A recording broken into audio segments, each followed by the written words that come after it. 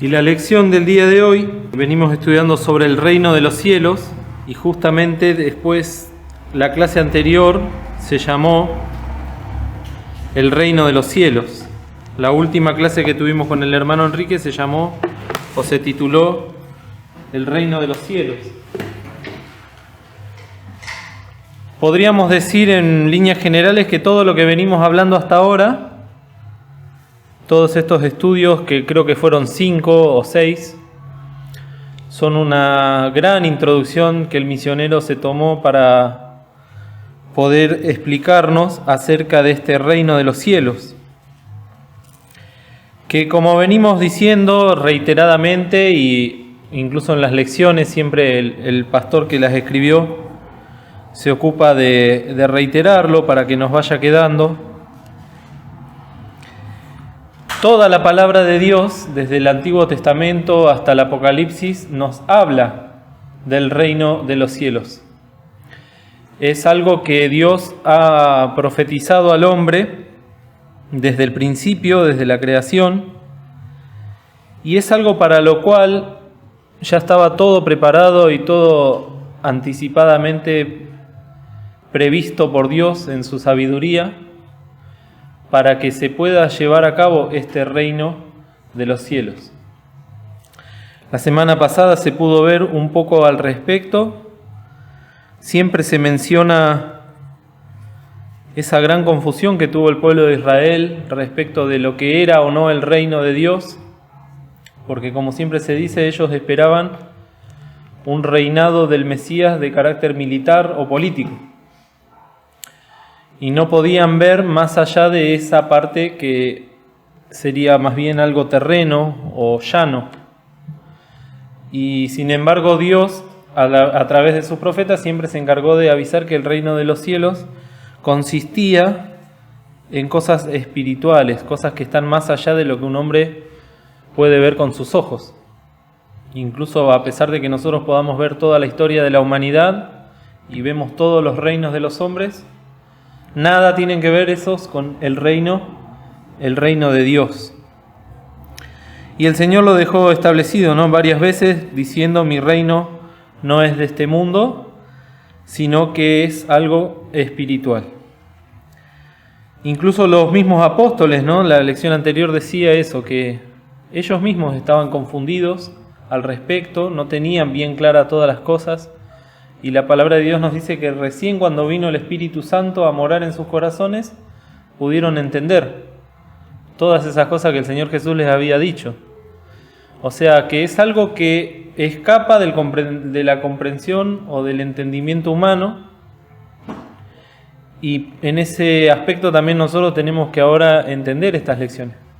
Son cosas que si no le pedimos al Señor que nos las ayude a entenderlas, si no oramos, si no nos humillamos, no las vamos a entender. Van a ser palabras, van a ser frases, van a ser datos, pero no van a tener el alcance espiritual que el Señor desea que haya en nuestra vida. Recordemos que cuando se habló de los ciudadanos del reino, el Señor hace referencia en ese sentido a aquellas personas que hemos creído en el Señor Jesús como nuestro Salvador. Desde ese momento en que creímos, hay un texto que dice: fuimos sellados con el Espíritu Santo de la promesa. Y ese sello es como si fuese también un pasaporte o una visa, ¿no? Hoy en día que están tan solicitadas las visas para ir a vivir a otros países o transitar en otros países, bueno, si lo vemos en ese aspecto o en ese ejemplo para poder entenderlo, nosotros desde el momento en que creemos en el Señor Jesús como nuestro Salvador, adquirimos una ciudadanía, un pasaporte. Una ciudadanía es más que un pasaporte, que nos hace o nos constituye en ciudadanos de este reino de Dios o el reino de los cielos. Y otra cosa que siempre el pastor encara o recalca en las lecciones es que desde el momento en que creemos, también nosotros empezamos a transitar este reino de los cielos, pero también empezamos a sembrar lo que hemos de cosechar. Todo lo que hacemos en nuestra vida como hijos de Dios va a tener recompensa, ahora sea bueno o malo, dice Pablo, ahí en 1 Corintios. Sabemos bien que todas las obras que hagamos en la carne van a ser quemadas cuando el Señor Jesús nos pruebe en el tribunal galardonador, y todas las obras que hemos hecho con la ayuda del Espíritu y con la obra de Cristo y de la palabra han de ser recompensadas. Para esto vamos a tener una lección especial más adelante que se llama justamente el Tribunal de Cristo. Pero pensemos en esto, que todo lo que hacemos nosotros acá y ahora va a tener recompensa en la vida eterna, ya sea en los cielos, pero también después, aún en el milenio, cuando estemos acá como reyes y sacerdotes. Fíjense que el Señor decía, ¿no? A ti daré tantas provincias, 10 provincias, a ti daré 100 provincias o reinos. Bueno, todas esas cosas son literales y reales. Cuando el Señor dice que nosotros durante el milenio vamos a ser reyes y sacerdotes, quiere decir que vamos a ser puestos para juzgar al resto del mundo. Vamos a tener ese poder y esa capacidad que nos va a dar el Señor. Pero no a todos se nos va a dar lo mismo, porque el Señor es justo. Entonces, en base a la fe que tuvimos en vida, en base a la fidelidad que tuvimos, ya sea poco o mucho lo que hayamos entendido, el Señor desea que con eso poquito seamos hallados fieles, ¿no? Sobre poco has sido fiel, sobre mucho te pondré. Y en el día de hoy, el título de la lección de hoy se titula La instauración del reino. ¿Una instauración qué es? ¿Qué hace pensar en instauración? Instalar algo. Instalar algo, ¿qué más? ¿Cómo más se podría decir? Iniciar. Se inaugura. Son todas palabras que tienen el mismo origen, ¿no? Empiezan con in, pero seguramente tienen la misma raíz. Y tenemos que tener bien claro el momento en que se instaura el reino de los cielos, porque si bien Dios desde la eternidad, como dijimos, ya tenía todo planeado, hay un momento específico en la historia de la humanidad en que este reino se instaura. Y tenemos que tener bien claro una cosa también, que cuando Dios constituye el universo, constituye la tierra, los ángeles, las personas, los animales, las crea, las cría, eso ya por derecho de creación a Dios le da el título de Rey y de Señor de toda la creación. Pero a pesar de eso, sabemos que tanto los ángeles cayeron en desgracia y en pecado y fueron arrastrados, muchos ángeles fueron arrastrados por Lucifer, y por otro lado, ese pecado llegó a la tierra y fue transmitido a los hombres, desde el primer hombre que fue Adán y la primera mujer que fue Eva. Y por eso después dice Pablo en Romanos, por cuanto todos pecaron y están destituidos de la gloria de Dios. Eso no quita que Dios sea el rey de toda la creación y de todas las criaturas. Pero cuando ya nos referimos concretamente al reino de los cielos, ahí está hablando de Dios y de sus redimidos. ¿Qué serían los redimidos? ¿O quiénes serían los redimidos?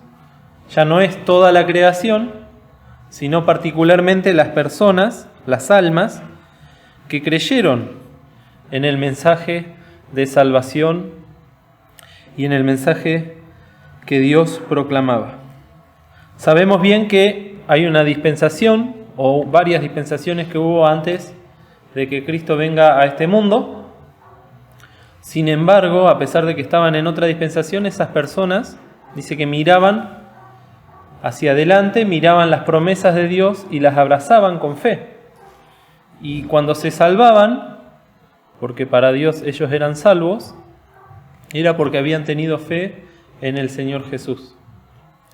Luego de que el Señor Jesús vino a esta tierra y dio su vida en la cruz del Calvario, comienza la dispensación de la gracia, en la cual las personas tienen que creer en algo que ya pasó, no en algo que ha de venir.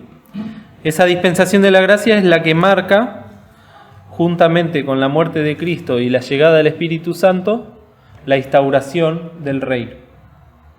Por lo tanto, el momento clave, que nosotros lo tenemos que tener bien claro esto, en que comienza propiamente dicho el reino de los cielos, es cuando el Señor Jesús muere en la cruz del Calvario.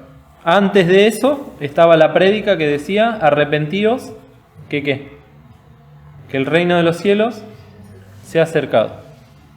Pero cuando comienza el reino de los cielos propiamente dicho, entonces es en la cruz del Calvario donde el Señor Jesús dio su vida. Una cosa que también el Señor menciona cuando Él se refería a sí mismo, y haciendo también referencia a las Escrituras y a las profecías, cuando se lo menciona como Hijo del Hombre. Fíjense que en el Nuevo Testamento, en los Evangelios, el Señor Jesús va a decir, o lo van a llamar como Hijo de Dios, o como Hijo de David, o como Hijo del Hombre. Y si bien las tres referencias hacen alusión al Señor Jesucristo, nosotros tenemos que tener bien en claro la diferencia. Cuando habla de Hijo de Dios, ¿a qué se está refiriendo? ¿Qué les hace pensar? Respecto del Señor Jesús, ¿no? Es Hijo de Dios, ya lo sabemos, pero ¿qué nos está diciendo ese título? Porque es un título. Nos está hablando de su divinidad. Algo que hoy en día es muy cuestionada. Los testigos de Jehová no creen que el Señor Jesús es Dios, por ejemplo. Dicen que fue un profeta, que fue una persona elegida, que fue una creación de Dios, que por eso es Hijo de Dios, pero ellos dicen que no es Dios. Y por más que disfracen y endulcen toda su predicación, llega un momento en que uno les dice, ¿Jesús es el Hijo de Dios? No, te tienen que decir, porque si no ya se están negando a ellos mismos.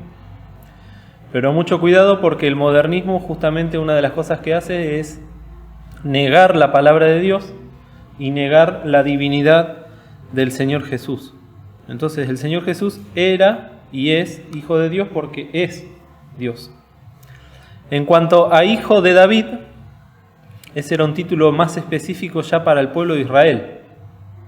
Era la forma en que muchos de los judíos del tiempo del Señor Jesús reconocieron a Cristo como el heredero del rey David. Y no un heredero solamente de sangre, sino que estaba profetizado. Dios le profetizó a David y a Salomón que de su reino, de su simiente, iba a haber un rey cuyo reinado no iba a tener fin, que iba a ser para siempre jamás. Es precioso todas esas profecías que le dio Dios a David, que se pueden leer después ahí en Crónicas. Pero Hijo de David es una señal para todos los judíos, que cuando vino el Señor Jesús, muchos no lo reconocieron como tal. No indagaron, como siempre se dice, no buscaron que ahí en Belén estaba naciendo un bebé, que la descendencia o la ascendencia de la madre, que era María, era directa del rey David. Y aún de José, que a pesar de que no fue su padre, también la ascendencia de José era directa del rey David. Así que tenía ese derecho natural de ser llamado descendiente del rey David. Y después viene la otra afirmación o título del Señor, que es Hijo del Hombre. Y eso ya nos está hablando de que Dios se hizo hombre para poder salvar a los hombres. Si nos hubiésemos quedado solo con el título de Hijo de David, sería el Salvador del pueblo de Israel, que lo es. Pero cuando el Señor se proclama como Hijo del Hombre, está englobando ya a toda la humanidad. Entonces, judíos, gentiles, todos por igual. Lamentablemente hemos caído en pecado, pero para eso vino el Salvador del mundo, a buscar y a salvar lo que se había perdido. Vamos a leer, por ejemplo, ahí en Romanos, el capítulo 3.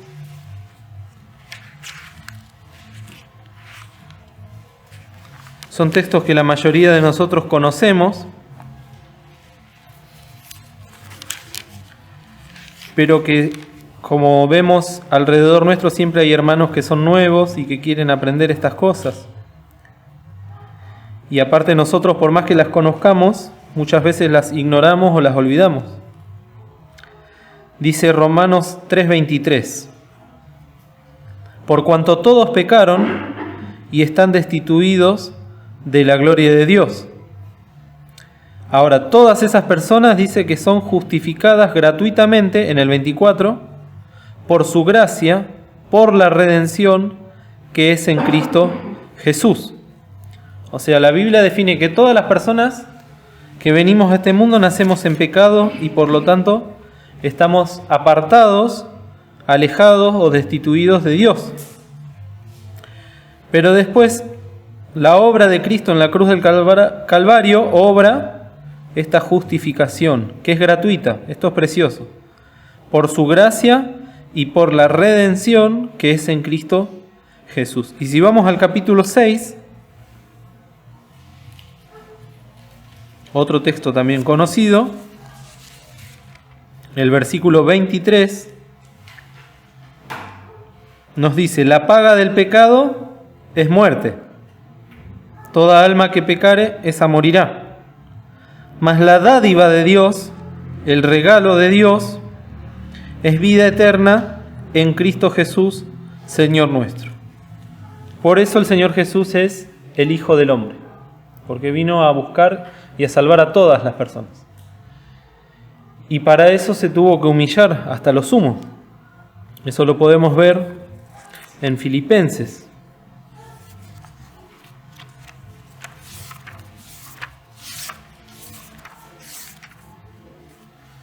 Después de Corintios, Efesios y Filipenses.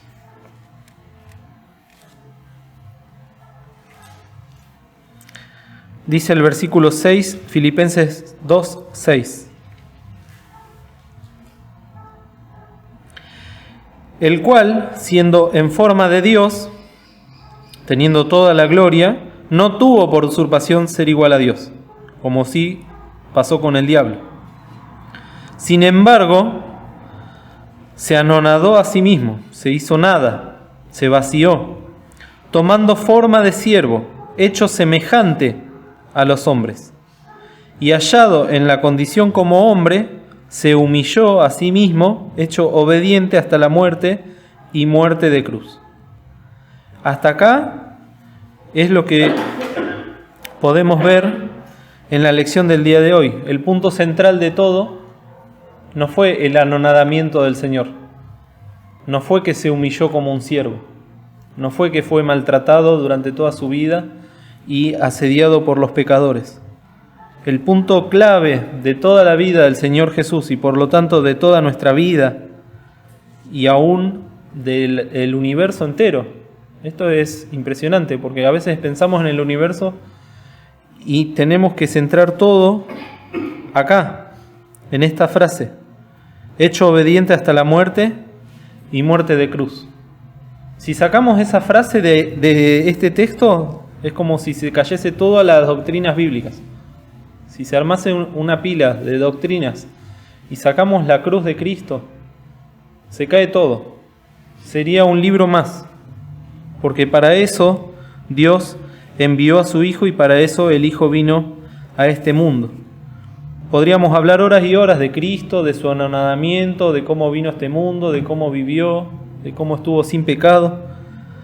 Pero todo eso con un propósito concreto, contundente: ser hecho obediente hasta la muerte y muerte de cruz. Y ese es el tema de este día. Un tema que muchos ya lo conocemos.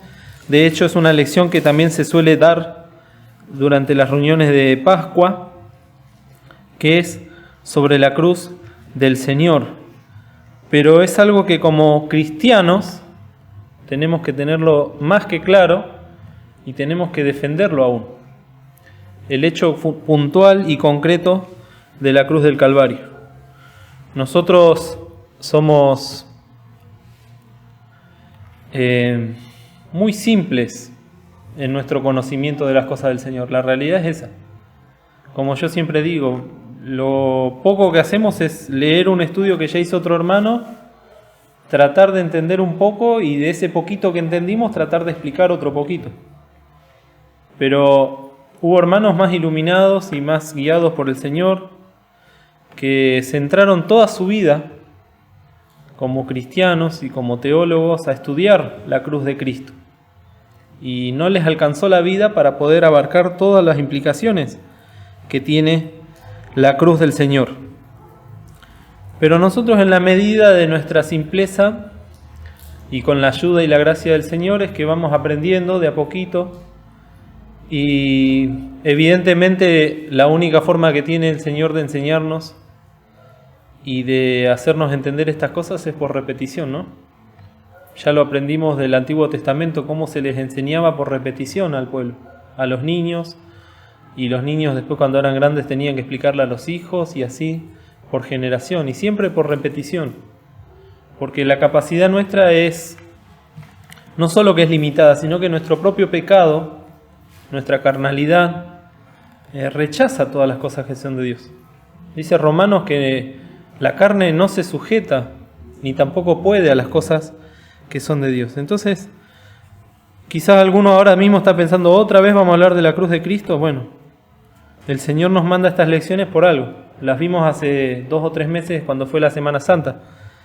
Pero tenemos que tomar todas las cosas como del Señor, y aun cuando nos causen cierta incomodidad, el Señor desea que nos humillemos para que realmente ahí podamos hallar la bendición. Decíamos que es central el hecho de la cruz en la historia de toda la humanidad. Es central la obra de la cruz en la palabra de Dios. Siempre se nos dice que la palabra de Dios es cristocéntrica, ¿no? ¿Qué significa eso? Cristocéntrico.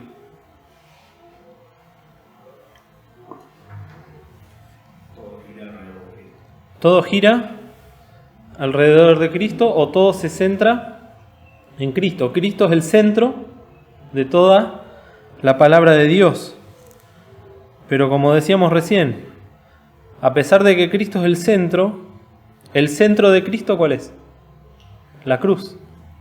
Porque todo va hacia ese momento y hacia ese lugar. Miren, hay un texto en San Juan,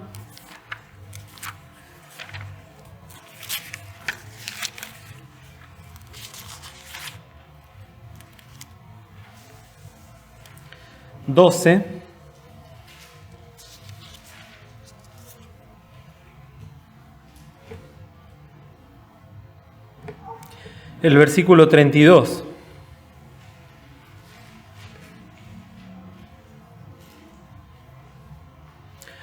Dice el Señor, y yo, si fuere levantado de la tierra, ¿qué quiere decir eso? Levantado de la tierra.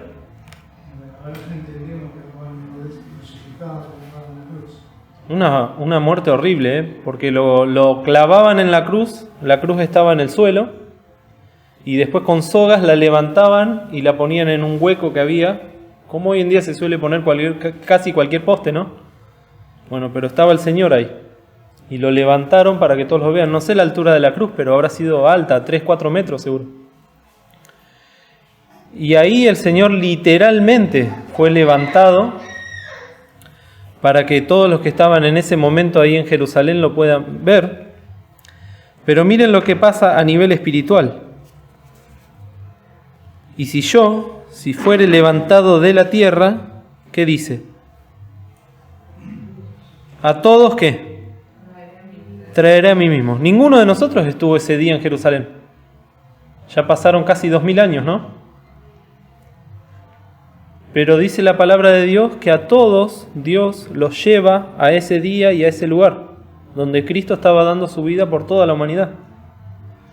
A los que estuvieron antes los llevaba por la fe, por la predicación del Evangelio. Para eso estaban los profetas. Un día va a venir el Cordero a inmolarse. Pero todos los que venimos después de ese día, también somos llevados ahí. Una vez un pastor decía, imagínense un gran imán que atrae, ¿no? A todas las personas del mundo durante todas las dispensaciones, a ese día y a ese lugar. Ese texto es como si fuese el gran centro de la Biblia, ¿no? Porque el Señor está definiéndose así, está atrayendo a todos. Ahora bien, cuando el Señor nos lleva hacia la cruz, no nos puede obligar a decidir ir con Él o no. Ese es el Evangelio que es una invitación. Ahora, todas las personas que nacen se presentan delante del Señor espiritualmente hablando cuando se les predica el Evangelio y tienen que tomar una decisión. ¿Cuál es esa decisión? ¿Aceptar o qué? O rechazar. No hay tres decisiones. Siempre se dice, ¿no? El quizás, el tal vez, el después, el otra oportunidad. En realidad son todas distintas formas de decir que no. Porque cuando nosotros entendemos que Cristo Jesús vino al mundo a buscar a los pecadores y asumimos el lugar de Pablo de decir yo soy el primero, entonces ahí acepto la obra de Cristo. Ahora cuando me dicen vos sos un pecador y yo digo yo no soy tan malo, o cuando me dicen Cristo vino a salvarte porque sos un pecador y uno dice yo soy demasiado malo para ser salvo, lo que estamos haciendo es rechazar. Pero eso no quita que no se cumpla este texto en nosotros. A todos traeré a mí mismo. El Señor está haciendo eso. Y lo va a seguir haciendo. Aún ayer estábamos viendo en la tribulación, en la gran tribulación, se va a seguir predicando el Evangelio. Las almas que durante la dispensación de la gracia rechazaron a Cristo, muchas se han de convertir porque van a creer en ese Evangelio que se les predicó cuando estaban en vida. Y aún esas mismas personas van a predicar a otras, porque siempre el Evangelio ha de ser predicado por personas. Y muchas almas se han de salvar durante la tribulación, pero siempre con esto, mirando a Cristo, mirando a su obra y mirando a la cruz del Calvario. Era tan importante la cruz del Calvario que el apóstol Pablo decía, ahí en 1 Corintios capítulo 1,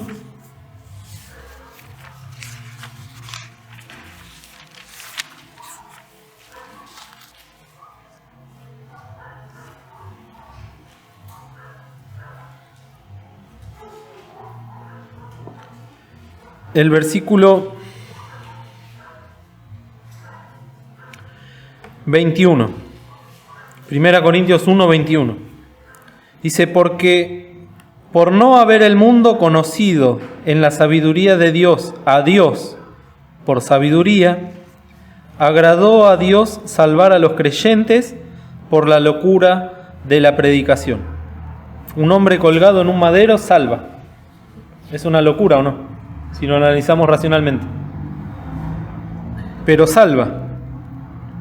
Y dice, los griegos en el 22 piden señales. Los judíos piden señales. Y los griegos buscan sabiduría humana. Mas nosotros predicamos a Cristo crucificado. A los judíos ciertamente tropezadero. No pueden avanzar de eso. Se quedan ahí y tropiezan, caen. Y a los gentiles es locura. Eso es lo que pasa con el mundo, ¿no? Uno le predica que un hombre colgado en una madera está dando su vida y salvándolo, y racionalmente, humanamente y carnalmente es locura. Por eso ahí es donde aparece la fe.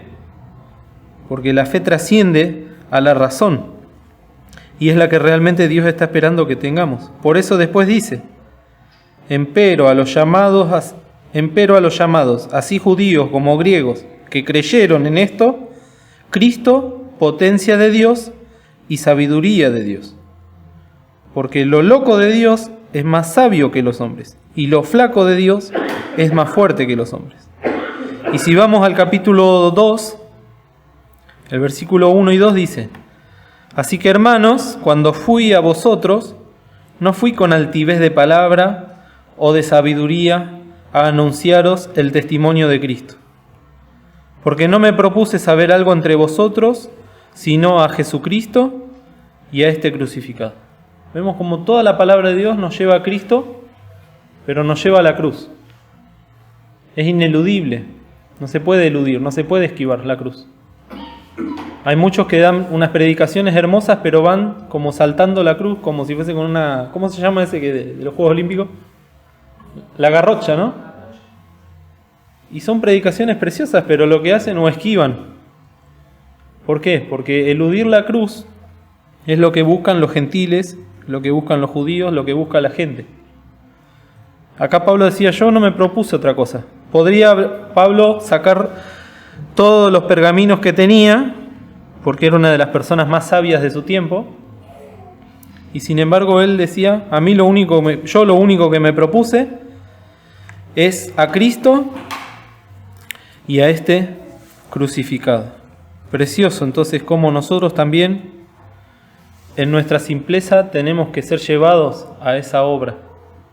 Porque pensar en la cruz nos lleva inmediatamente a pensar en que nosotros deberíamos haber estado en esa cruz. Nosotros deberíamos haber cargado nuestros pecados y hacernos cargo de nuestros pecados. Y sin embargo, la obra de Cristo hizo que el justo pagase por los injustos. Entonces, necesariamente pensar en la cruz de Cristo nos tiene que llevar a una experiencia con el Señor. A todos traeré a mí mismo. Ahora hablando a los creyentes, el Señor nos lleva. Todos los días que se predica la palabra de Dios nos lleva a la cruz. Es como que dice, vení Alfredo, acá estoy yo en la cruz, por tu culpa. Pero te estoy limpiando, te estoy perdonando, te estoy salvando, te estoy justificando. No sigas con esa actitud, no sigas con esa vida que estás llevando. Es muy precioso todo esto, queridos. Y todo esto englobado dentro del reino de los cielos, donde nosotros ahora nos estamos preparando para la vida venidera. Por eso la cruz siempre va a ser el tema de la predicación. Dios quiera que así sea. Miren, ese día en el Gólgota el Señor Jesús dijo una frase en San Juan 19.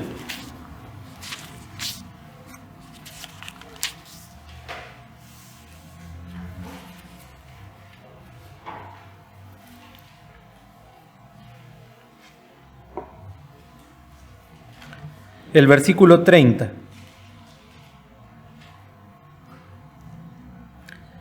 Y como Jesús tomó el vinagre, dijo, consumado es. Y habiendo inclinado la cabeza, dio el Espíritu. Esas dos palabras, consumado es justamente lo que venimos diciendo desde que empezamos la clase de hoy. Es el momento cúlmine o el momento más importante de toda la historia de la Biblia y de la humanidad y del universo. Y cuando el Señor dice estas palabras, que las estaba escuchando el Padre, le estaba diciendo, ya está, listo. Podríamos decirlo en palabras de ahora, lo logré, vencí, triunfé. Estaba diciendo con esas palabras, desde que nací hasta ahora que tengo 33 años y medio, no pequé. Porque el Señor Jesús, al ser verdadero Dios, pero también verdadero hombre, fue tentado en todo, según nuestra semejanza, pero sin pecado. Pero podía pecar como hombre. Entonces todo el tiempo oraba al Padre para que lo libre de pecar. Si el Señor Jesús no hubiese tenido la capacidad de pecar, nunca hubiese sido tentado, no tenía sentido. Y sin embargo nos dice la palabra de Dios que fue tentado en todo. Y entonces llegó a ese momento donde dice consumado es. Se cumplió la profecía que está ahí en Génesis 3:15, que la conocemos también. Al principio del tiempo de los hombres, dice: enemistad pondré entre ti y la mujer, y entre tu simiente y la simiente suya. Esta te herirá en la cabeza, y tú le herirás en el calcañar. Cuando el Señor Jesús muere en la cruz del Calvario y dice consumado es, a pesar de que la gente de ese momento estaba viendo una persona ensangrentada y toda maltratada y maltrecha, Él estaba viendo y mostrándole al Padre el triunfo que tenía sobre la obra del diablo y del pecado y también de la muerte.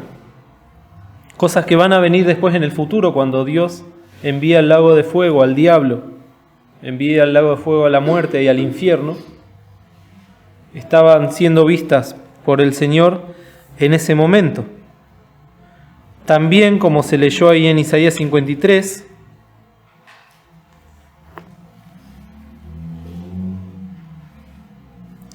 en la página 753,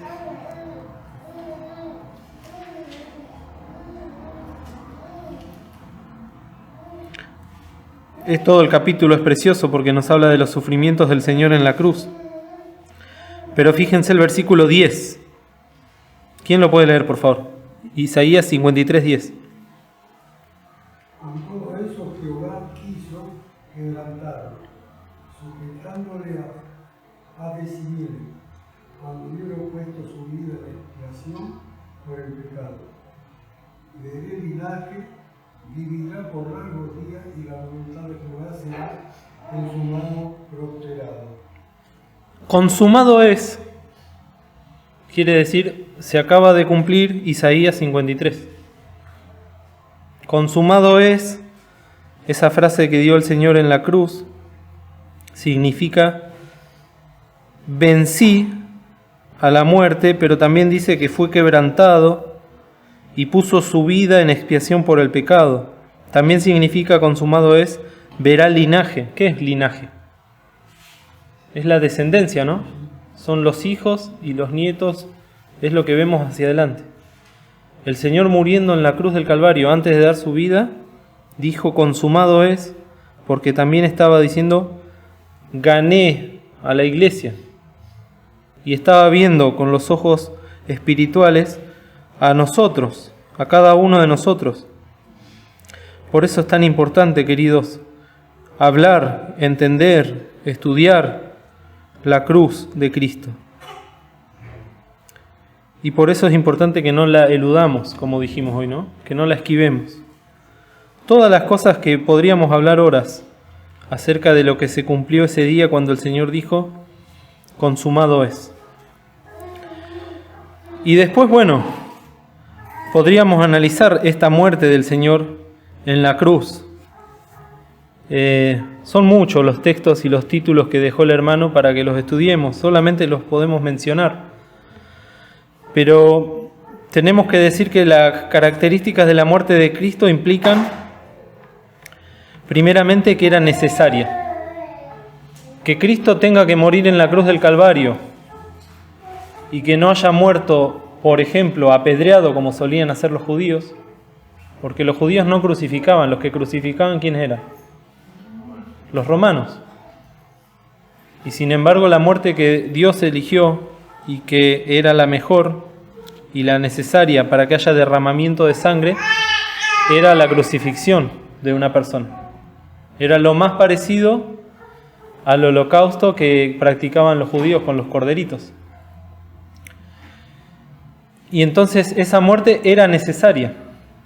Y tenemos que entender que si Dios la escogió es porque era la única que podía realmente salvarnos y que podía ser realmente efectiva. Tenemos que creerlo por fe esto también. Pedro, cuando el Señor le avisaba que iba a ir a la cruz, le decía, Señor, ten compasión de ti, en ninguna manera esto te acontezca. Como diciendo, tiene que haber otra manera, tiene que haber otra forma. Y el Señor le dice, apártate de mí, Satanás, que me eres de escándalo, no entiendes las cosas que son de Dios, sino las de los hombres. Entonces, lo primero que tenemos que entender es que la muerte del Señor era necesaria y que no había otra forma. Después, que era voluntaria, el Señor se ofreció, nadie lo obligó. Él se ofreció a sí mismo, dice, yo mismo pongo mi vida para después volverla a tomar, nadie me la quita, yo mismo la doy. Eso lo dice ahí en San Juan 10. Y en Hebreos 9:14 dice que se le ofreció, ese lo vamos a leer porque es hermoso, Hebreos 9:14.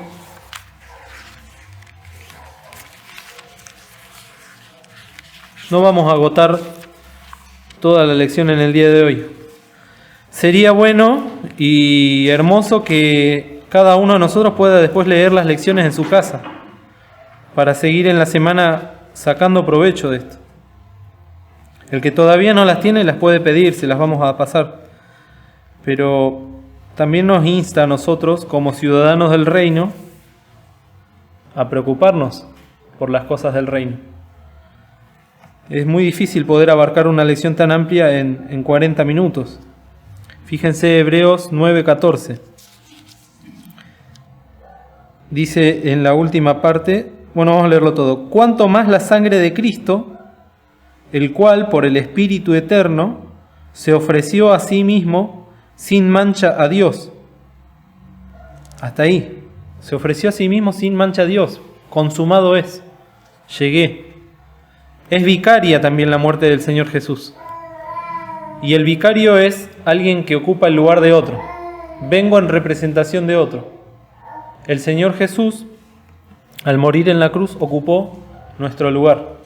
A pesar de que Él no tenía pecado, como dice ahí en Isaías 53, no hubo engaño en su boca, ocupó nuestro lugar. Vino a morir en lugar nuestro. Por eso es una muerte vicaria y por eso es una blasfemia llamar como vicario de Dios a un hombre acá en la tierra.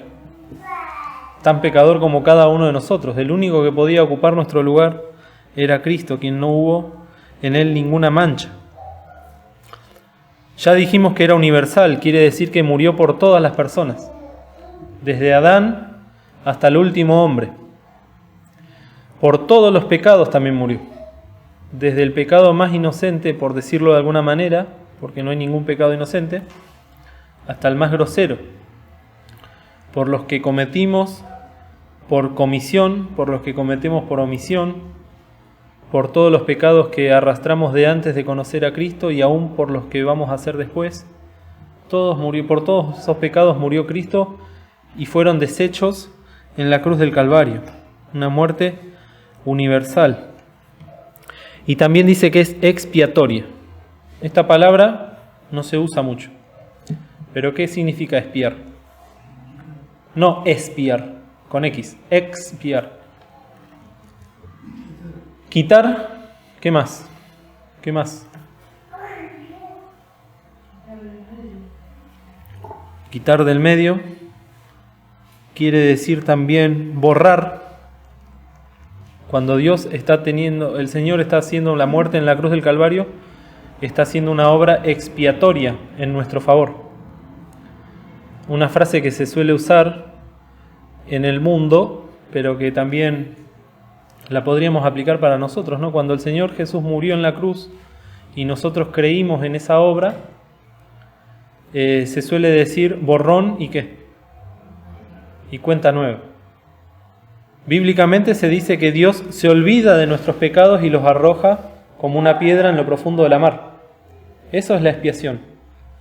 Cuando en el Antiguo Testamento tenían todas las cosas en el santuario, había un ritual que era de la expiación y se hacía con sangre.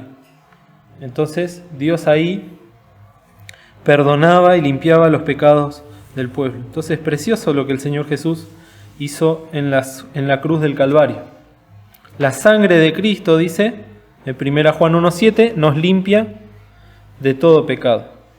Y en 1 Juan nos habla de la propiciación de nuestros pecados.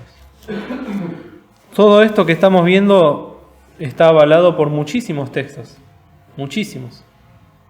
Tanto en la síntesis bíblica como en estos estudios tenemos un montón de textos y doctrina como para seguir avanzando, seguir estudiando y seguir conociendo las características de la muerte del Señor. Y esta muerte en la cruz del Calvario tuvo consecuencias. No fue sin consecuencias, hubo consecuencias para todos los órdenes. Dice que tuvo consecuencias primeramente para con Dios. Porque Dios, que tiene atributos que son perfectos y divinos, se van manifestando esos atributos a medida que le vamos conociendo. Por ejemplo, Dios es justo y la justicia de Dios es perfecta. Bueno, empezamos a conocer la justicia de Dios a medida que le vamos conociendo. Dios es amor, Dios es verdad. Bueno, vamos conociendo los distintos atributos. Bueno, en la cruz del Calvario Dios mostró todos esos atributos que quedaron condensados en Juan 3:16, ¿no? De tal manera amó Dios al mundo que ha dado a su Hijo unigénito, para que todo aquel que en Él cree no se pierda, mas tenga vida eterna. ¿Cómo conocemos el amor? Porque vemos a Cristo en la cruz del Calvario y creemos en su obra. Las consecuencias para Jesucristo, para ese hombre que fue clavado en la cruz, tenemos primero que la cruz, como dijimos, la instauración del reino. Bueno, ese momento en la cruz del Calvario lo está instaurando a Él en el trono, como Rey de Reyes y Señor de Señores. Eso también es el momento clave, porque ya era verdadero Dios, como leímos ahí en Filipenses, ¿no? No tuvo por usurpación ser igual a Dios. Pero ahora también es un hombre que está sentado en los cielos, con cuerpo material y espiritual, y que también tiene esta característica, que es el Rey, el Señor de todo este reino de los cielos. Hemos visto del linaje, una característica, una consecuencia para el Señor Jesucristo es que adquirió el linaje, o como también se dice en la palabra de Dios, la esposa. Él fue a la cruz del Calvario a buscar una esposa y la consiguió. Consumado es, dijo.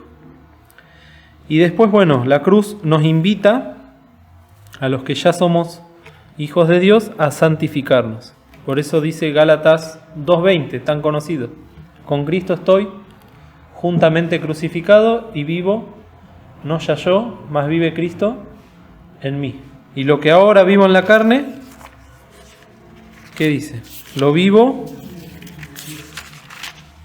Qué precioso, ¿no? Tener esto en práctica. Gálatas 2:20. Con Cristo estoy juntamente crucificado y vivo no ya yo. No es solamente la experiencia del Señor, ahora tiene que ser nuestra. Debería ser así. Mas vive Cristo en mí. Y lo que ahora vivo en la carne, lo vivo en la fe del Hijo de Dios, el cual me amó y se entregó a sí mismo por mí. Precioso también la experiencia que el Señor nos está convidando a vivir, aunque sea dolorosa. Consecuencias para el hombre, para el ser humano. La muerte de Cristo es la única forma de salvación. La única. El hombre no se puede salvar por obras, no se puede salvar por ninguna otra clase de religión, ni por la fe en ninguna otra cosa que no sea la muerte del Señor. Yo soy el camino y la verdad y la vida, y nadie viene al Padre si no es por mí. Y en Hebreos capítulo 10 nos habla de que es la única oportunidad que tiene el hombre de salvarse. Si rechaza esa única oportunidad, ya no hay salvación para el alma que le rechace.